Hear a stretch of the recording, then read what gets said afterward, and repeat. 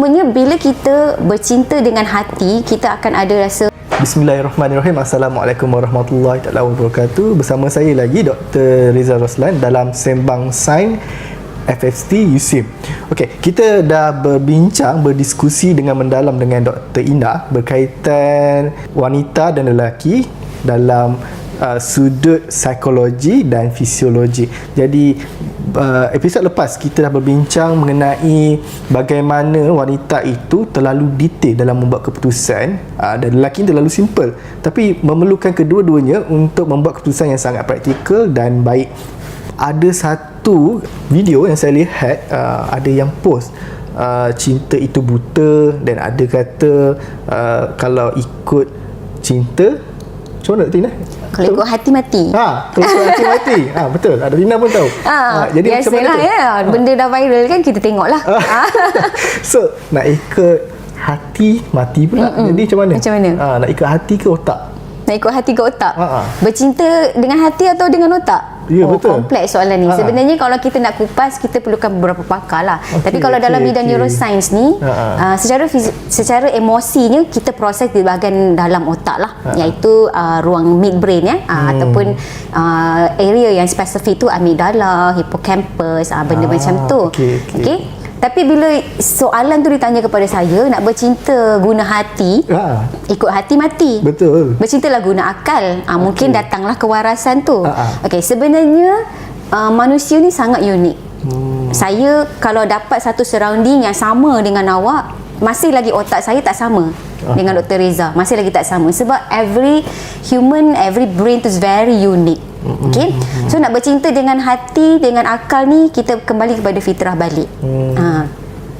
Itulah istimewanya manusia. Dia ada otak dan dia ada akal. Berbanding dengan haiwan, hanya ada otak tapi tiada akal. Betul. Hati itu adalah, kalau diulas daripada sudut lain, kita boleh panggil soul ataupun jiwa. Betul. Jiwa ni adalah satu yang kita rasa, kita faham, means mendalam. You boleh apa kita rasa menjiwai lah, senang kita cakap kan. Cumanya bila kita bercinta dengan hati, kita akan ada rasa macam lagu hatiku bergetar saat kau menatapku. Itu adalah simptom-simptomnya. Okey, dengan hati yang kita rasa, perasaan lah, experience. Tapi bila comes to the otak, dia berfikir. Kita akan mengumpulkan input-input yang mana kita dapat dalam experience kita. So pertimbangan baik buruk dibuat dengan akal, iaitu apa yang telah diproses oleh otak. Tapi apa yang kita rasa, impact, experience sebagainya adalah daripada hati. Jadi saya rasa sebenarnya bila seseorang tu merasa atau menjiwai sesuatu, sebenarnya dia ada signifikan kepada sini otak. Ya, betul. Itu apa yang saya dapat daripada buku Dr. Ina. Saya dah baca mengenai love hurt vs love heal. Mungkin Dr. Ina nak kongsikan sikit ke dapatan daripada research Dr. Ina ni dari segi klinikal, bagaimana signal otak dipengaruhi mungkin faktor sekeliling ke atau apa-apa yang berkaitan. Okey. Research ni sebenarnya menarik, seperti yang saya cakap tadi episod-episod yang lalu. Motivasinya apabila kita melihat situasi kanak-kanak tadilah, bila ada maknya dia jatuh, dia rasa lebih sakit. Bila tak ada mak, dia relax je.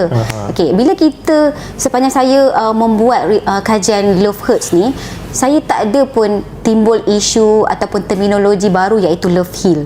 Love heal ni apabila kita sepanjang buat research ni, kita dapat something yang new, yang barulah. Okey. Sebelum kita buat kajian ini, sebenarnya kita bagi satu stimulasi yang memberi kesakitan kepada subjek-subjek kita. Okey. Kita bagi laser lah. Okay? Dan laser ni akan berbeza-beza tenaganya, tapi dalam range yang boleh diterima. Okay? Means kita ikutlah peraturan kan. Janganlah sehingga memudaratkan subjek. Okay? So kita akan letakkan seorang yang dia sayang berada dekat dia, dan satu situasi lain seorang yang disayang tu tak ada, means dia berseorangan. Okay. Dan orang yang disayang ni kita kelaskan kepada family love, friendship dan romantic love. Family love tu ibu bapa, adik beradik. Okay. Friendship tu kawan baik, sahabat, BFF, bestie. Okay. Romantic love ni adalah pasangan lah, suami, tunang, kekasih dan sebagainya. Okay. Jadi yang menariknya dalam kajian ni, bila kita beri stimulasi sakit kepada subjek-subjek kita, yang menunjukkan love hurts adalah subjek-subjek yang mempunyai hubungan family love dan friendship sahaja. Sahaja. Yang manakala yang ada romantic partner ni, romantic love ni, dia menunjukkan love heals. Okey. Jadi kalau dalam bidang klinikal kita nak terapkan ilmu ini, contohnya wanita bersalin sakit, you can't imagine, I believe that. Sakit, cumanya bila jika pasangan itu memberi kekuatan kepada dia, maka bolehlah bawa suami menemani ketika proses bersalin. Tapi jangan bawa mak lah, lagi sakit jadinya. Begitu. Betul. Okay. Bila Dr. Ina cakap kebolehan seseorang tu dipengaruhi oleh dengan siapa dia berada, dari sudut cinta, saya teringat ada satu video tu, bila si isteri boleh angkat tong gas kan? Tengok tak video tu? Tengok. Dia boleh angkat tong gas kalau suami dia tak ada kan? Itu pun saya rasa macam berkait je. Berkait, betul. Saya rasa pun sangat berkait. Okay. Menarik itu. Okay. Dari segi education, ada tak education aplikasi lain? Kalau saya boleh kongsikan lah, kita kan dah melalui beberapa tahun, dalam 10 tahun ini, jadi kita mencuba untuk membuat pelbagai bentuk kajian yang menggunakan brainwave, brain activity kan, menggunakan fMRI dan juga alat EEG tadi. Okay, kita pun implement satu teknik yang kita boleh apply dalam bidang pendidikan, memandangkan kita pun dalam bidang pendidikan. So saya telah mencuba menggunakan bagaimana surah-surah di dalam Al-Quran mempengaruhi kepada brainwave. Okay? Sebenarnya kita telah pun membuat kajian menggunakan subjek-subjek sekolah biasa dan juga subjek sekolah tahfiz. Bila kita uji gelombang otak kepada pelajar sekolah tahfiz, kita dapati gelombang otaknya di bawah paras ketenangan, iaitu gelombang alfa. Menarik. Dan dalam situasi yang sama juga kita test juga kepada pelajar sekolah yang biasa, di bawah alfa juga, cuma alfa yang tahfiz dia sangat rendah, alfa yang pelajar biasa dia tinggi. Maksudnya kalau rendah, tenang lah. Tenang dan bersedia. Dia tenang, fokus dan bersedia. Attention lah. Tapi kita tak bolehlah simpulkan kata pelajar tahfiz bagus, pelajar dia tidak bagus. Tidak boleh begitu, sebab kedua-duanya masih alfa dan masih boleh berfungsi sebaiknya lah, secara optimum. Cuma kita dapat melihatlah surrounding yang kita nampak dengan sangat jelas ialah surrounding pelajar sekolah tahfiz ini dikelilingi ayat-ayat Al-Quran, surah-surah, memang menjadi amalan kepada mereka, yang mana apabila kita cuba kepada satu terapi, saya buat terapi kepada pelajar USIM sendiri, 60 hari mendengarkan surah-surah Al-Quran, kita boleh nampak perbezaan sebelum dan selepas. Memang gelombang tu ada sangat banyak penurunan. Menarik. Okay, berkait dengan research di USIM, saya accidentally cross Dr. Ina punya research berkaitan fakulti pun. Tak silap saya, Dr. Ina ada buat research bagaimana gelombang-gelombang ini berbeza mengikut fakulti, pelajar mengikut fakulti. Betul. Itu menarik saya rasa itu, kalau boleh share dengan penonton kan, mungkin tontonan ni daripada mungkin bidang-bidang lain. Ya, betul. Sebabkan kita cuba nak interrupt gamification sebenarnya. Kajian yang Dr. Riza maksudkan tadi tu, saya baru saja selesai dengan pelajar FYP. Kita gunakan kaedah gamification dalam teaching and learning. Kita cuba melihat pelajar-pelajar ni ada impact tak ke atas kaedah gamification dalam pembelajaran mereka.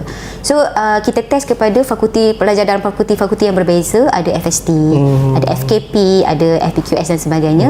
Kita dapati gelombang yang memberi fokus adalah lebih tinggi berbanding kaedah tradisional yang tidak menggunakan gamification. Dan seperti yang saya cakap tadi, apabila dia main game dalam semasa pembelajaran, bukanlah game online tu bukan, tapi pembelajaran tu disampaikan dalam bentuk permainan, gamification, teknologi lah. Ya, betul, kita menggunakan teknologi gamification tersebut. Kita boleh lihat gelombang yang melibatkan awake dan fokus itu ada perbezaan menggunakan tradisional dan juga gamification tadi. Dan ada juga sebenarnya perubahan signifikan antara fakulti-fakulti. Tapi itu kita akan melihat lebih lanjut lagi lah. Mungkin belum boleh disimpulkan lagi, memandangkan kita punya sampel pun masih baru. Jadi kita akan buat lagi lah untuk lihat signifikan di mana. Okay. Jadi saya rasa satu research yang menarik di mana pelbagai faktor actually boleh dilihat signifikannya kepada gelombang-gelombang ini. Jadi saya rasa secara tidak langsung dia dapat membentuk seseorang psikologi, dari segi psikologi ataupun fisiologi. Jadi saya rasa cukup untuk itu saja episod ini. Episod akan datang kita akan discuss dengan lebih lanjut bagaimana psikologi dan fisiologi seseorang ini mempengaruhi dalam tindakan. Ya, insya-Allah. Sekian, terima kasih. Assalamualaikum.